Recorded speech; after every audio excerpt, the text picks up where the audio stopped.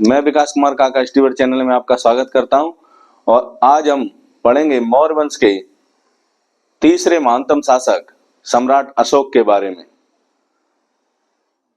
सम्राट अशोक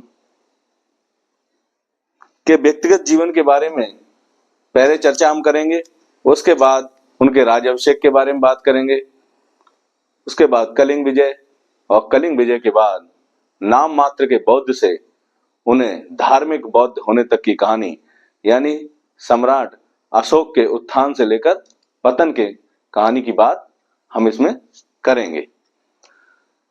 तो सबसे पहले हम जानते हैं अशोक का जो शासनकाल जो शुरुआत होती है वो 273 ईसा पूर्व से 232 ईसा पूर्व तक उनकी मृत्यु तक चलती है। अशोक के शासन की बात करें तो भारत के यानी जो वर्तमान भारत है उसके तमिलनाडु और केरल को छोड़कर और पूर्वोत्तर में असम, इन क्षेत्रों को छोड़कर संपूर्ण भारत और वर्तमान पाकिस्तान, अफगानिस्तान का पूर्वी क्षेत्र, ये संपूर्ण क्षेत्र सम्राट अशोक के आधिपत्य में आता था। अशोक जो मौर्य वंश के संस्थापक चंद्रगुप्त मौर्य के नाती यानी कि पोता था, अशोक की मृत्यु के बाद मौर्य वंश का पतन होने लगा। यानी अशोक के बाद आने वाले जो भी मौर्य शासक हुए तो उन्होंने अपनी राज सत्ता को उस तरह से स्थापित नहीं कर सका जो समाज में उनका सामंजस्य उस तरह स्थापित अशोक की भांति और कोई भी सम्राट स्थापित नहीं कर सका। इसीलिए लेकिन सम्राट अशोक के राजा बनने से पहले की अगर हम बात करें तो जो चंद्रगुप्त मौर्य का पुत्र बिंदुसार और बिंदुसार का पुत्र था अशोक, बिंदुसार जो था वो सुसीम को राजा बनाना चाहता था, यानी अशोक के बड़े भाई सुसीम को राजा बनाना चाहता था। वह अशोक को यानी बिंदुसार अशोक को पसंद नहीं करता था। अशोक को पसंद न करने के कारण भी वह उसे राजा नहीं बनाना चाहता था, लेकिन सुसीम की आकस्मिक मृत्यु के कारण अशोक को राजगद्दी यानी अशोक को राजगद्दी प्राप्त करने का अवसर प्राप्त हुआ। लेकिन कुछ ग्रंथों में कहा जाता है कि अशोक ने अपने 99 भाइयों की हत्या करने के बाद राजगद्दी को प्राप्त किया था। अब इसमें अतिशयोक्ति हो सकती है, लेकिन इसका कोई प्रमाणिक साक्ष्य नहीं है कि अशोक ने अपने 99 भाइयों की हत्या करने के बाद राजगद्दी को प्राप्त किया था। अब अशोक 274 ईसा पूर्व अशोक का जब राज्याभिषेक हुआ तो राज्याभिषेक के 10वें वर्ष उन्होंने अपने राज्याभिषेक के 10वें वर्ष उन्होंने बोध गया की यात्रा की, यानी संबोधि की यात्रा की। और संबोधि की यात्रा के बाद अशोक ने अपने शासनकाल के 20वें वर्ष लुम्बिनी की यात्रा की। नेपाल की तराई में स्थित है लुम्बिनी। लुम्बिनी की यात्रा की। लुम्बिनी की यात्रा के दौरान उन्होंने वहां लगने वाले बलि कर को समाप्त कर दिया। अशोक के व्यक्तिगत जीवन की बात करें तो अशोक की प्रथम रानी का नाम महादेवी था, जिसका एक पुत्र और एक पुत्री थी। पुत्र का नाम महेंद्र और पुत्री का नाम संघमित्रा था, जिन्होंने आगे चलकर धर्म का प्रचार प्रसार किया था। अशोक की दूसरी रानी का नाम, यानी अशोक की प्रथम रानी तो महादेवी हो गई, और अशोक की दूसरी रानी का नाम असंधिमित्रा था। असंधिमित्रा अशोक की प्रथम पटरानी कही जाती है और वह सबसे लंबी अवधि तक अशोक की पटरानी रही। पटरानी का मतलब होता है सबसे प्रमुख रानी, यानी कि असंधिमित्रा अशोक की सबसे प्रमुख रानी थी। अशोक की अगली रानी यानी तीसरी रानी की बात तिस्रक्षिता, यानी तिस्रक्षिता का भी वर्णन मिलता है। तिस्रक्षिता अशोक की जो रानी थी वो बौद्ध धर्म को ना मानने वाली थी, यानी कि अर्थात वह बौद्ध धर्म में विश्वास नहीं करती, वो बौद्ध धर्म को किसी भी रूप में नहीं स्वीकार करती थी।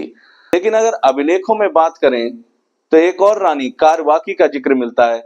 जिन अभिलेखों में कारवाकी रानी का जिक्र मिलता है उन्हें रानी का अभिलेख कहा जाता है, और इनके एक पुत्र तीवर का भी वर्णन मिलता है। कहा जाता है वह कारवाकी का ही पुत्र था तीवर। और राजतरंगिणी यानी कल्हड़ द्वारा लिखी गई जो कश्मीर का इतिहास है राजतरंगिणी, उसमें एक अशोक के एक और पुत्र यानी जालौक का वर्णन मिलता है। अब हम अशोक की विजयों की बात करें अगर, तो अशोक ने एकमात्र, अशोक की प्रथम और अंतिम विजय एकमात्र कलिंग थी, जो 261 ईसा पूर्व उन्होंने कलिंग पर विजय प्राप्त की। और कलिंग विजय के बाद ही अशोक का जो हृदय था वो परिवर्तित हो गया, यानी उसी के बाद वह नाम मात्र के बौद्ध से धार्मिक बौद्ध बन गया। और अशोक ने उस युद्ध में इतनी भीषण जन धन की हानि हुई, यानी कि कहा जाता है कि 1 लाख से अधिक लोग इस युद्ध में मारे गए, और इस युद्ध के बाद भी, इस युद्ध से प्रभावित होकर भी बहुत से लोग मारे गए। इन दृश्यों को देखकर अशोक ने पूर्ण रूप से हिंसा का मार्ग पूर्ण रूप से त्याग दिया। अब हमने देखा होगा अहिंसा शब्द, यानी कि अहिंसा का सर्वप्रथम प्रयोग अगर किसी ने किया तो वो सम्राट अशोक ने किया। और आगे चलकर आपने देखा होगा महात्मा गांधी ने भी अहिंसा को ही, अहिंसा परमो धर्म, यानी अहिंसा को ही अपना परम धर्म बना लिया, और अहिंसा के मार्ग पर चलकर ही उन्होंने भारत की स्वतंत्रता में अपना योगदान दिया। अब अशोक के जो उत्तराधिकारी हुए वो शासन को उस तरह से चलाने में कामयाब नहीं रहे, और मौर्य वंश जो था, अशोक ने उड़ीसा यानी कलिंग को जीतने के बाद, वर्तमान उड़ीसा ही कलिंग था उस समय, जो आज वर्तमान में उड़ीसा राज्य आप देखते हैं वो उस समय कलिंग था। तो संपूर्ण पश्चिम उड़ीसा यानी बंगाल की खाड़ी का क्षेत्र अशोक के अधिकार क्षेत्र में था, और 37 वर्षों तक उसने वहां शासन किया, वो उसके अधिकार में रहा। यानी कि अगर मौर्य वंश के पूरे प्रशासन यानी शासन की बात करें तो 137 वर्षों तक मौर्य वंश शासन करता रहा। उसके बाद मौर्य वंश का अंतिम शासक बृहद्रथ था। जिस समय चंद्रगुप्त मौर्य ने मौर्य वंश की स्थापना की, उस समय यानी कि चीन की दीवार का निर्माण उसी समय हुआ था, और रोमन और पारसिक साम्राज्य ये तो बहुत लंबे समय तक चले, इनकी अपेक्षा मौर्य साम्राज्य इतने लंबे समय तक स्थापित नहीं रह सका, क्योंकि मौर्य यानी अशोक के बाद जो उत्तराधिकारी हुए मौर्य वंश के, वो इतने शक्तिशाली या उस प्रकार से प्रशासन चलाने में निपुण नहीं थे, इसीलिए मौर्य वंश का पतन हो गया। अब मौर्य वंश के पतन के बाद भारत के लोगों ने मौर्य वंश को केवल इतिहास यानी अशोक की जो शिक्षाएं थी उनको पूर्ण रूप से भुला दिया। अशोक की शिक्षाएं क्या थी? अशोक ने अपने शासनकाल के दौरान अपने धम्म या अपने प्रशासन की जानकारी और अपने विचारों को आगे आने वाली पीढ़ी या जनता के लिए सुरक्षित रखने के उद्देश्य से उसने शिलालेखों को उत्कीर्ण कराया। उसके सर्वाधिक जो अभिलेख हैं वो प्राकृत भाषा यानी ब्राह्मी लिपि में प्राप्त होते हैं। ब्राह्मी लिपि के अलावा खरोष्टी, अरामाइकी और यूनानी यानी ग्रीक लिपि में भी अशोक के शिलालेख प्राप्त होते हैं। अशोक ने कलिंग विजय के बारे में 13वें शिलालेख में कहा, और अशोक ये चाहता था कि जब तक ये दुनिया रहे यानी जब तक इस पृथ्वी पर लोग मौजूद रहें, वो इन विचारों से प्रभावित हों, इन विचारों को जाने।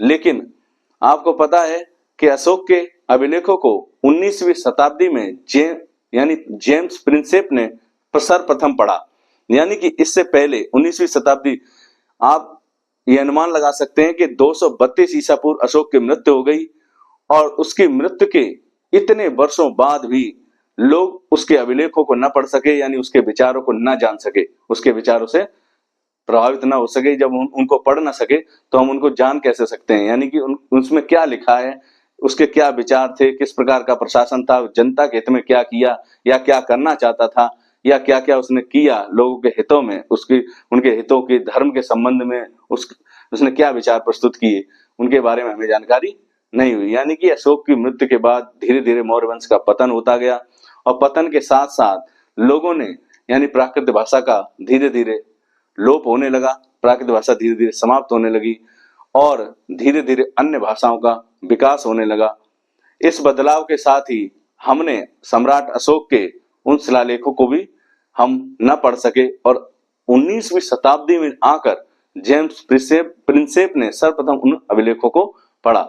इसी प्रकार विलियम जोन्स ने सर्वप्रथम सेंट स्कॉट्स के रूप में यानी चंद्रगुप्त मौर्य की पहचान की थी, 1793 में, उसी प्रकार 19वीं शताब्दी में आकर जेम्स प्रिंसेप ने अशोक के अभिलेखों को पढ़ा। और अशोक के अभिलेखों में अगर बात करें तो सबसे सुरक्षित अभिलेख और सबसे सुंदर अभिलेख है, यानी शिलालेख जो है वो लौरिया नंदनगढ़ का अभिलेख माना जाता है, जो चंपारण बिहार, कहां से प्राप्त हुआ? चंपारण बिहार में। और जो हम सम्राट अशोक का अशोक स्तंभ या जो भारतीय राष्ट्रीय चिन्ह है अशोक स्तंभ से ही लिया गया है, वो सारनाथ स्तंभ से लिया गया। और देश का उसे राष्ट्रीय चिन्ह, यानी हमारा अगर राष्ट्रीय चिन्ह की बात करें तो हमारा राष्ट्रीय चिन्ह क्या है? अशोक स्तंभ। और हमारे तिरंगे झंडे में भी अशोक के ही चक्र को स्थान प्राप्त है। तो अशोक इतना महान सम्राट होने के बाद, यानी उसका हृदय इस प्रकार से प्रवृत्त हुआ कलिंग युद्ध के बाद कि उसने अहिंसा को पूर्ण रूप से स्वीकार कर लिया और धम्म के प्रचार के लिए उसने धर्म प्रचारकों की नियुक्ति करी। जो 5वें और 7वें शिलालेख में इसका वर्णन है, उसने धर्म प्रचारक जगह जगह भेजे, यानी दक्षिण पूर्वी देशों में, नेपाल, चाइना और तमाम देशों में उसने अपने धर्म प्रचारक भेजे। और देश के भी कोने कोने में उसने अपने धर्म प्रचारक भेजे। इन धर्म प्रचारकों में उसने अपने पुत्र महेंद्र और अपनी पुत्री संघमित्रा को भी जगह दी और उन्होंने भी बौद्ध धर्म का प्रचार और अहिंसा के विचारों को जनता के सामने रखा। सम्राट अशोक के बारे में ये जानकारी आपको कैसी लगी? और एक प्रश्न मैं आपको देता हूं कि भारत का जो राष्ट्रीय नारा है वह क्या है? इसे कमेंट बॉक्स में जरूर बताएं कि भारत का राष्ट्रीय नारा कौन सा है, उसे कमेंट बॉक्स में बताएं।